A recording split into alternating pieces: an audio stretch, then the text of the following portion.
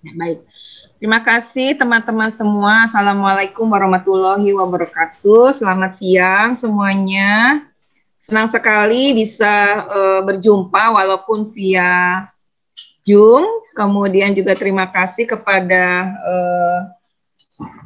Persagi yang sudah memberi kesempatan untuk saya mungkin bincang-bincang atau berbagi dengan teman-teman semua.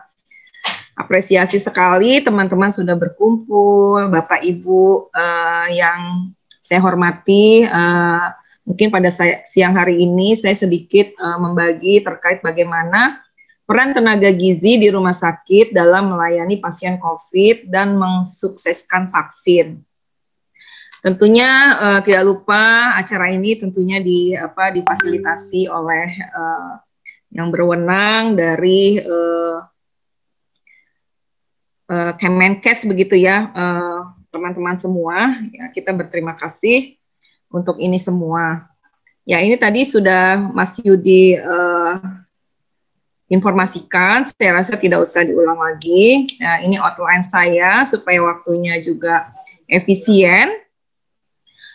Saya akan berbagi terkait bagaimana pelayanan asuhan gizi untuk pasien-pasien COVID di rumah sakit dan bagaimana kita sebagai tenaga gizi itu melayani dan mensukseskan vaksin COVID ini ya. Jadi sebagai nakes bagaimana kita supaya mendukung program pemerintah dan kemudian menolong yang terbaik untuk pasien-pasien kita yang sudah terkena.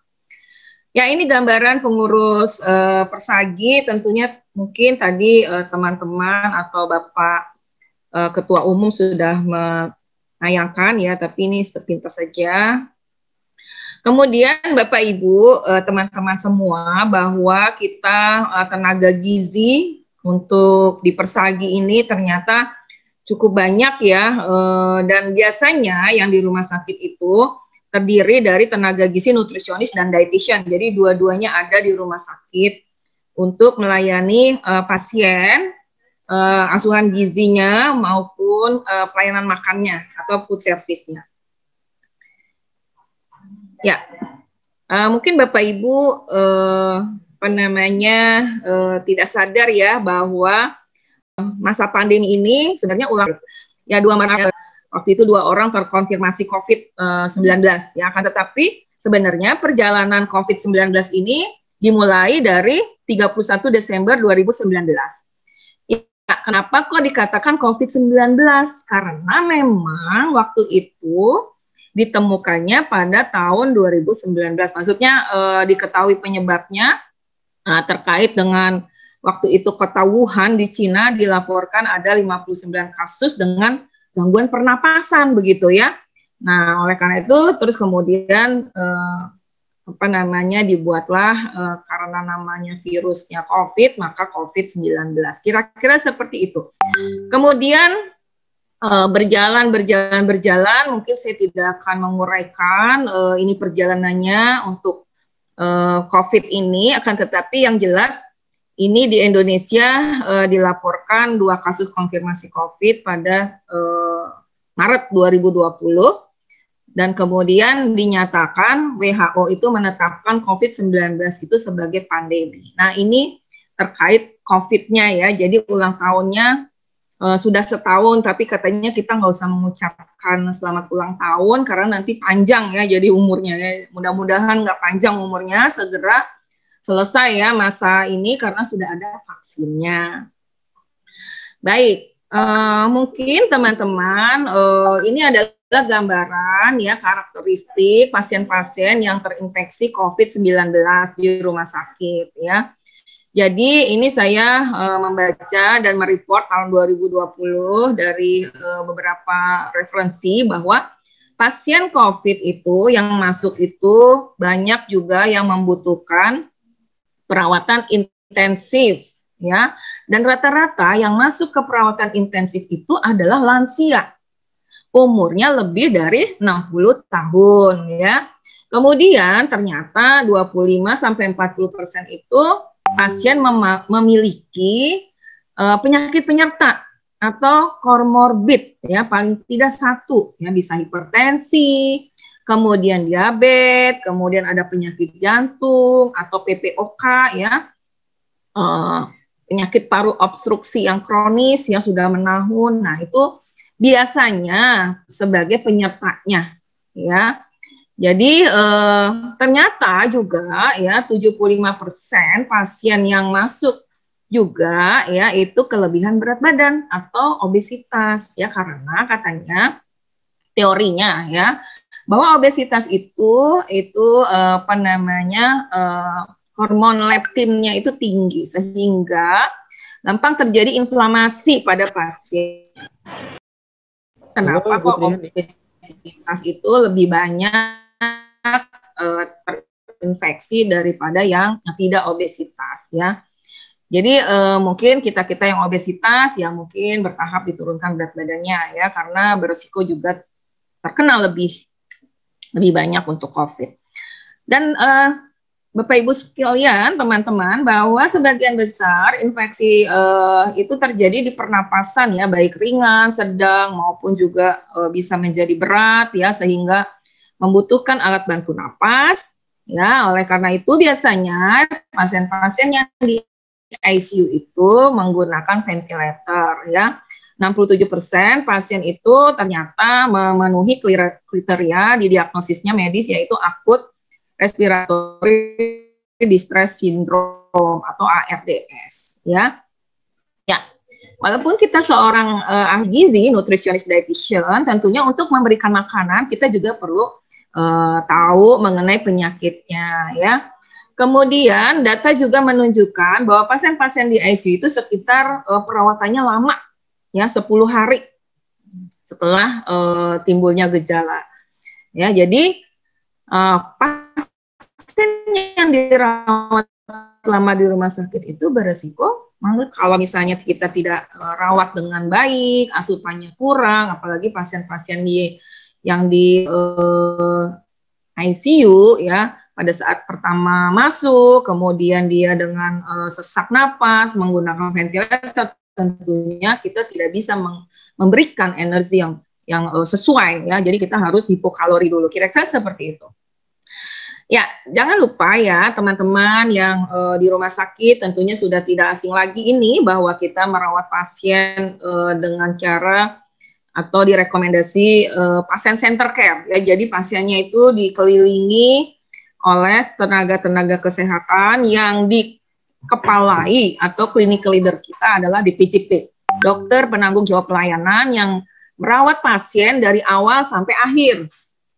Kemudian kita sebagai profesional pemberi asuhan ya itu memberikan apa? Memberikan pelayanan mandiri kita yaitu asuhan gizi. Kemudian juga kita harus berkolaborasi, terintegrasi dengan profesi tenaga lain, baik perawat, satu, kan tetapi kita harus tentunya selalu berkoordinasi dengan dipimpin oleh dokter penanggung jawab pelayanan. Ya, baik teman-teman ya, bahwa proses asuhan gizi terstandar yang tentunya sudah kita juga berikan kepada pasien-pasien ya, sama ya dengan pasien COVID ini ya. Pasien COVID ini tetap ya dilakukan screening gizi ya. Jadi pasien dalam pengawasan ini atau PDP ini yang masuk ke rumah sakit ya, idealnya harus melalui screening gizi. Kenapa? Karena apabila tentunya beresiko malnutrisi, seperti tadi kan perawatannya lama, ya, kemudian ada kenaikan suhu, kemudian ada sesak napas, misalnya ringan sampai berat, nah ini perlu asuhan gizi. Oleh karena itu setelah screening gizi, dikatakan beresiko malnutrisi, ya, atau kondisi khusus dengan komorbid seperti diabetes, kemudian tadi PPOK, kemudian ada juga ternyata yang penurunan fungsi ginjal, itu harus diberikan asuhan gizi dengan format yang sudah disepakati oleh kita semua, yaitu ADIME. Jadi di-assess, kemudian berikan diagnosis, berikan intervensi, dan tentunya dimonitoring evaluasi. Nah, diet yang kita rencanakan, yang tentunya kita berkolaborasi dengan BPJP, ya, Apabila sudah disepakati, maka dipesankan ke unit produksi makanan untuk diselenggarakan dan kemudian diberikan kepada pasien. Dan tentunya pada saat diberikan, kita juga monitoring evaluasi sampai tujuan tercapai. Ya, tujuan tercapai yang dimaksud di sini adalah tentunya ya seperti contohnya untuk asupan ya itu 80% bisa diasup dari rekomendasinya. Kemudian apabila ada komorbid misalnya gula darah, diabetes, gula darah terkontrol dan sebagainya. Kira-kira seperti itu. Ya.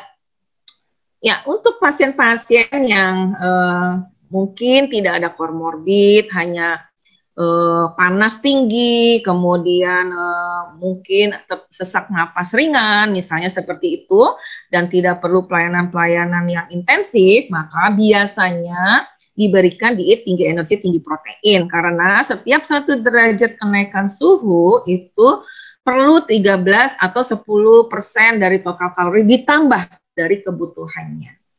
Kemudian apabila pasien dengan komorbid, tentunya diet dimodifikasi sesuai dengan komorbidnya. Ya, ada misalnya rendah protein pada pasien ternyata ada fungsi ginjal yang menurun, atau misalnya diet diabetes untuk pasien-pasien dengan riwayat diabetes dan lain sebagainya. Dan tentunya bentuk makanannya kita sesuaikan dengan pasien. Bisa makan biasa per oral, bisa juga lewat NGT, misalnya makanan enteral, ya, kemudian bisa juga dengan parenteral apabila benar-benar dibutuhkan. Ya, ini adalah proses asuhan gizi terstandar yang kita sudah sepakati di seluruh Indonesia. Pada pasien tadi sudah diuraikan pada saat pasien baru masuk, kemudian di screening, ya, biasanya screening ini masuk ke pengkajian perawat, kemudian dietitian menyambut atau melihat pasien baru tersebut dengan melihat screening gizi, dan kemudian ditindaklanjuti dengan ADIME. Ya, ini adalah referensi dasar yang tadi saya sudah uraikan. Jadi saya tidak akan menguraikan lebih lanjut.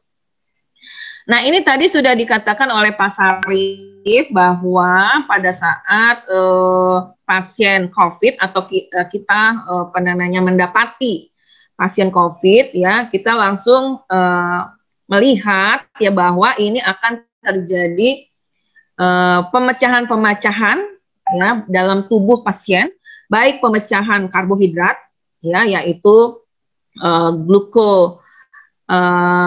gluconeogenesis ya, kemudian juga glikolisis ya, sehingga pasien-pasien COVID ada juga yang semula tidak ada komorbid ya, karena terjadi metabolisme di dalam tubuh, terjadi pemecahan-pemecahan, kemudian ada resistensi insulin juga, tiba-tiba walaupun tidak ada riwayat diabetes, tiba-tiba gula darahnya meningkat. Nah, ini tetap kita memberikan terapi untuk makanan yang sesuai dengan diabetes, ya, untuk tidak memperberat lagi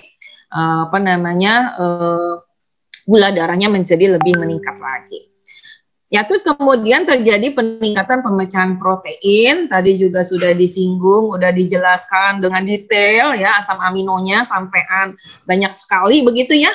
Nah, untuk pemecahan protein ini tentunya akan terjadi pada pasien COVID apabila tentunya satu, pasiennya tidak nafsu makan, intake proteinnya juga berkurang ya. Kemudian kalau misalnya dia itu sesak ya, tentunya otot-otot pernapasan juga itu memerlukan energi loh untuk supaya bisa bernapas kita itu. Ya, jadi peningkatan energi karena otot-otot pernapasan itu bekerja berat ya.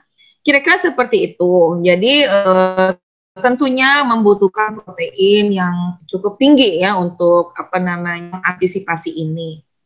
Ya, kemudian konsentrasi penurunan asam amino rantai cabang yaitu BCAA. Nah, di sini lebih baik lagi apabila protein-protein yang diberikan itu adalah bentuknya adalah BCAA atau sumber protein yang mengandung BCAA ya. Branched chain amino acid begitu ya. Kemudian Kemudian untuk lemak juga ini terjadi peningkatan mobilisasi dan pemecahan lemak ya, sehingga semua makronutrien pada saat kita terkena COVID ya itu berubah ya. Kira-kira seperti itu teman-teman semua. Nah, bagaimana prosesnya pada saat pasien COVID ini masuk ke rumah sakit? Ya, tentunya kalau teman-teman yang di rumah sakit sudah paham ya, atau ada juga sih rumah sakit yang mungkin ya pasien COVID-nya sedikit, tapi ada juga yang memang rumah sakit COVID. Tapi pada umumnya pasien di rumah sakit COVID maupun tidak rumah sakit COVID ya, pasien COVID itu pasti diberikan pengkajian awal oleh dokter dan perawat dalam waktu 1 kali 24 jam. Kemudian kita sebagai tenaga gizi, nutritionist, dietitian sudah berjanji, tentunya sudah ada SPO-nya ya, akan memberikan asuhan gizi ya apabila pasien berisiko atau kondisi khusus penyakit-penyakit yang memerlukan medical nutrition therapy. Jadi pasien yang masuk COVID ternyata malnutrisi, berisiko malnutrisi saja dikaji, apalagi malnutrisi begitu. Kemudian pasien lansia, pasien PPOK, DM dan sebagainya yang memerlukan diet atau memerlukan diet dalam kondisi penyakitnya tersebut, ya hipertensi, kemudian juga pasien dengan gagal ginjal dengan hemodialisis ternyata juga banyak yang terkena COVID, ya sudah hemodialisis COVID, ya langsung dikaji, ya karena beresiko malnutrisi. Ya idealnya, mohon maaf, idealnya dalam 1 kali 24 jam kita memberikan asuhan gizi setelah di screening gizi oleh perawat. Kemudian pengkajian ulang gizi tentunya pada saat kita monitoring dan evaluasi gizi. Dan tentunya banyak juga ya pasien-pasien COVID itu yang kritis ya, sehingga masuk ke ICU ya, kemudian masuk ke ruangan-ruangan HCU ya, sehingga pasien-pasien kritis ini sebaiknya ya itu idealnya dilakukan pengkajian lebih sering ya. Nah di sini loh kok ada luka bakar, ternyata pasien luka bakar juga ada yang terkena COVID juga ya, sudah luka bakar. Ya teman-teman ya, ini adalah gambaran pasien yang kita rawat, kemudian gambaran kita yang melayani pasien ya. Saat ini ya ada 2 pelayanan. Apabila kita tidak difasilitasi oleh pimpinan atau pimpinan rumah sakit, APD-nya tidak lengkap, jangan sekali-sekali kita melayani pasien dan mendekat kepada pasien COVID ya. Jadi kita lebih baik telehealth nutrition. Jadi kita sudah ada ya teman-teman kita yang ternyata APD-nya kurang di rumah sakit tersebut, maka menggunakan telepon, menggunakan WA ya. Kemudian konseling gizi juga ya kita melakukan dengan telehealth nutrition, artinya memberikan konseling lewat Zoom begitu ya.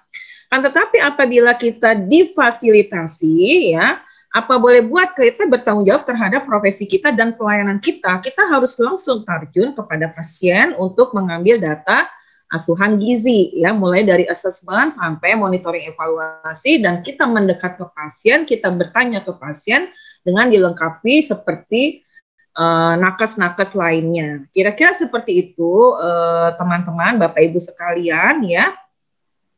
Nah ini adalah edukasi atau konseling gizi yang dilakukan pada saat pandemi. Jadi teman-teman yang menggunakan pakaian hazmat seperti ini kan mungkin suaranya mungkin kurang terdengar ya, kemudian juga nggak bisa lama-lama ke pasien, sehingga konseling gizi itu atau edukasi gizi itu diberikan kepada keluarganya ya, umumnya seperti ini. Jadi keluarganya dijelaskan, karena keluarganya kan nggak boleh besuk, nggak tahu itu makanan apa yang diberikan kepada suami saya atau anak saya atau ayah saya begitu ya. Nah keluarga itu perlu tahu, sehingga ini adalah cara kita di satu rumah sakit memberikan edukasi ya. Jadi keluarga pasien yang menunggu, kita dekati, kita panggil, ibu keluarga siapa, namanya siapa, keluarganya, dirawat di sini di mana, kemudian kamar berapa, kemudian kita mempunyai file data untuk misalnya dia itu makan apa keluarganya, dan kita jelaskan pada keluarganya bahwa bapak atau ibu yang dirawat di sini itu saat ini sudah bisa makannya lunak atau makannya cair 6 kali 250, itu kita jelaskan kepada keluarga pasien. Karena keluarga pasien tidak bisa besuk ya, dia hanya bisa video call ya. Dan keluarga pasien apabila diingatkan atau diinformasikan itu sangat senang ternyata ya. Namanya kita di sini pojok sahabat ya. Jadi kita bersahabat kepada keluarga-keluarga pasien. Mereka terhindar dari penularan keluarganya sendiri ya. Kira-kira itu teman-teman cara-cara kita dalam melakukan pelayanan untuk pasien maupun keluarga pasien. Ya, ini contoh makanan untuk pasien-pasien COVID yang dirawat. Kemudian juga tentunya seperti anjuran tadi, misalnya pasiennya memang panas, kemudian juga ada penyakit yang komorbid atau penyakit infeksi ya. Lainnya seperti PPOK dan sebagainya, dan pasien bisa makan, masih sadar dan sebagainya, biasanya kita berikan diet protein tinggi, energi tinggi ya.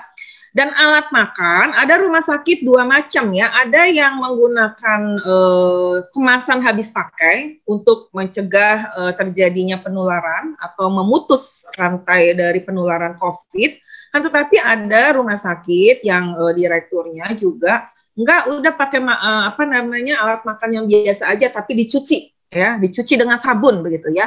Nah, itu diserahkan ke masing-masing kebijakan. Yang penting makanan yang diberikan kepada pasien itu bergizi ya, bervariasi, aman dikonsumsi, dan kemudian disesuaikan dengan daya terima bentuknya, sehingga pasien yang kita berikan makan itu target asupan itu mencapai 80% atau lebih ya, sehingga kita harapkan perawatan untuk pasien-pasien COVID itu tidak memanjang begitu ya, karena diberikan gizi yang cukup. Nah, kira-kira begitu Bapak Ibu. Nah, ini adalah gambarannya makanan-makanan yang ini yang menggunakan alat makan habis pakai. Ya, jadi ini saya ambil dari beberapa rumah sakit ya.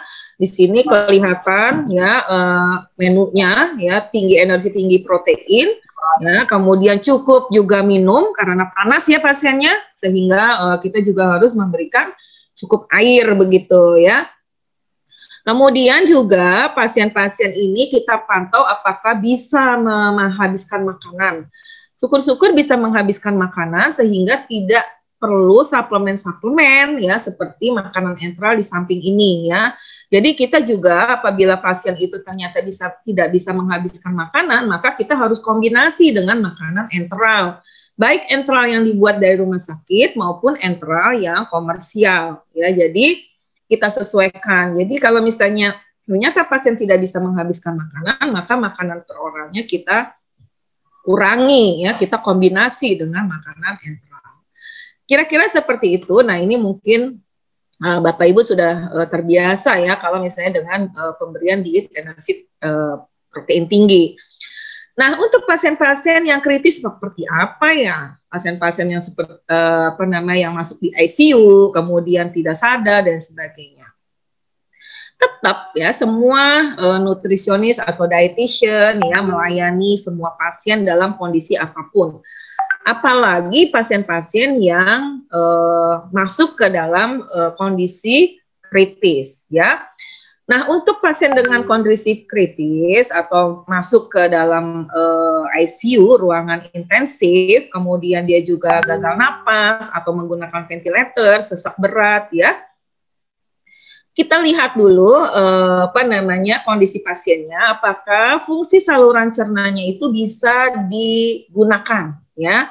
Tidak ada perdarahan, kemudian juga dokter juga kita tanya begitu ya, kita kan harus diskusi dan kita harus kolaborasi tentunya ya dengan dokter JP-JP-nya. Kalau dokter mengatakan aman, maka kita sebaiknya memberikan enteral dini. sekitar 24 sampai 48 jam kita berikan makanan enteral secara bertahap ya. Tujuannya tentunya memenuhi zat gizi dan kemudian mempertahankan supaya status gizinya menjadi tetap baik ya. Kita jangan sampai pasien terjadi hospital malnutrition begitu ya. Oleh karena itu enteral dini itu harus diberikan ya. Nah, ini adalah syaratnya, energinya berkisar antara 25 sampai 30 kalori per kilogram berat badan ya, dimulai bertahap dari 10 sampai 15 kalori per berat badan aktual, kemudian ditingkatkan secara bertahap apabila tidak ada masalah, misalnya cairan dari NGT-nya itu tidak banyak ya, pasien bisa menerima makanan dengan baik, begitu ya, maka kita tingkatkan bertahap ya, mulai dari hari ketiga ya sampai kemudian hari ke-7. Nah, berapa itu tingkat meningkatkannya ya? Meningkatkannya itu 70% dari kebutuhan ya. Kemudian dilihat juga apabila pasien obes ya, itu juga pemberiannya juga tidak berlebihan juga ya. Kemudian proteinnya prinsipnya tinggi ya, 1,2 gram per kilogram berat badan sampai 2 gram per kilogram berat badan ideal. Nah, ini juga diberikan perlahan-lahan bertahap. Apabila tidak ada kontraindikasi, makanan bisa diterima pada hari ke-7 ke atas akan terjadi anabolik ya, dan itu kita bisa memberikan full sesuai dengan kebutuhan. Nah, yang penting adalah lemak. Ya, pada saat tidak sesak, tidak menggunakan ventilator, maka lemak bisa berkisar 25 sampai 30%. Apabila terjadi sesak, kemudian on ventilator, maka konsensus menganjurkan ya, ESPEN menganjurkan bahwa lebih baik diberikan lemak yang lebih tinggi ya dari 30%. Jadi karbohidrat yang dikurangi. Karena karbohidrat ini penghasil CO2. Apabila karbohidratnya tinggi sampai 60%, maka CO2-nya menjadi lebih banyak dan pasien lebih sesak. Kira-kira seperti itu teman-teman pada prinsipnya. Kemudian cairan sekitar 30 sampai 40 ml per kilogram berat badan apabila pasiennya stabil. Tapi apabila pasiennya itu terjadi penurunan fungsi ginjal yang kemudian output cairannya juga sedikit, maka kita harus mempertimbangkan dan mendiskusikan dengan dokter berapa kita boleh memasukkan makanan dengan misalnya kita berkolaborasi dengan perawat, karena perawat itu yang menampung urin output ya. Nah, kita biasanya urin output plus insoluble water loss itu adalah cairan yang boleh masuk ke dalam pasien ya, ke dalam tubuh pasien maksudnya. Izin Ibu, waktunya 5 menit lagi. Oh, 5 menit. Oh, maaf, Ibu kasihkan dulu. Nah, ini rekomendasi vitamin bisa dipelajari sendiri. Ini sebenarnya vitamin dan mineral itu sesuai dengan kebutuhan. Nah, ini tadi gambaran yang saya jelaskan. Pada hari pertama, kedua, 3, 4, sampai 7, itu biasanya terjadi katabolik ya. Kemudian apabila pasiennya kemudian terjadi perbaikan pada hari ke-7 dan selanjutnya, maka kita baru boleh atau memberikan sesuai dengan rekomendasi yang dibutuhkan, protein tinggi, kalori cukup, dan vitamin dan mineralnya cukup ya, sehingga terjadi kondisi anabolik ya. Baik, ini adalah bentuk jadwal jenis diet sesuai dengan kondisi pasien, bisa makannya oral, bisa parenteral ya. Di sini apabila fungsi GI tract-nya tidak baik, bisa juga enteral ya. Nah, ini Bapak Ibu ya, ini kita bisa pelajari pada buku ini ya. Nah, ini adalah terjemahan yang alhamdulillah saya bisa menuliskan juga ya untuk teman-teman ahli gizi terkait dengan gizi enteral dan parenteral edisi ketiga ini. Nah, terkait dengan vaksin tadi sudah dikatakan oleh Pak Sarip bahwa kita itu sebagai tenaga kesehatan sudah tidak ragu lagi untuk melakukan vaksin ya. Mungkin tadi sudah disinggung bahwa vaksin itu adalah masuk ke dalam tubuh kita supaya tubuh kita kebal. Nah, ini ya terkait dengan vaksin ya, ada yang imunitas itu dari alamiah, ada juga yang didapat. Yang didapat itu adalah salah satunya dari vaksin.